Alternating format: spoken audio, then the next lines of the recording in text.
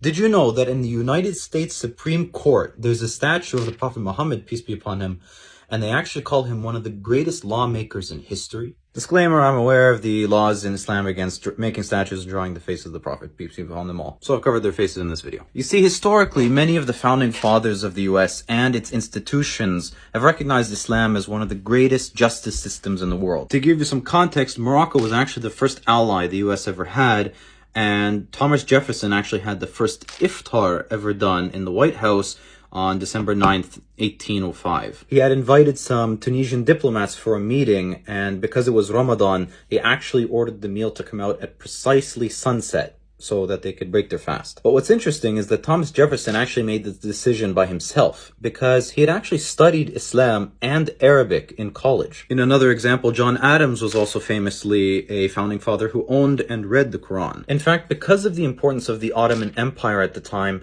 and because of the US's ties with North African Muslim countries, many of the founding fathers and important politicians in the US actually either read the Quran or had studied some Islamic law and history. And because of this, if you ever visit Washington, you'll actually find a lot of murals and statues honoring Islam. For example, in the Supreme Court, as I mentioned earlier, there's a statue of the Prophet Muhammad, peace be upon him. They also have statues of Moses and Solomon, by the way, peace be upon them all. In the US Capitol building, they have a portrait of Sultan Suleiman al-Qanuni. He was famous for revolutionizing the legal system in the Ottoman Empire. And then if you go to the Library of Congress and you look up at the ceiling, you can actually find the word Islam written with physics underneath it. This is in celebration of the advancement of science under the Islamic Golden Age. And then, of course, if you go to the Library of Thomas Jefferson, you can find his personal translation of the Quran there. Oh, and one more thing, but it's not in Washington, but I did want to mention it. If you ever visit the Harvard Law School, you can see an ayat of the Quran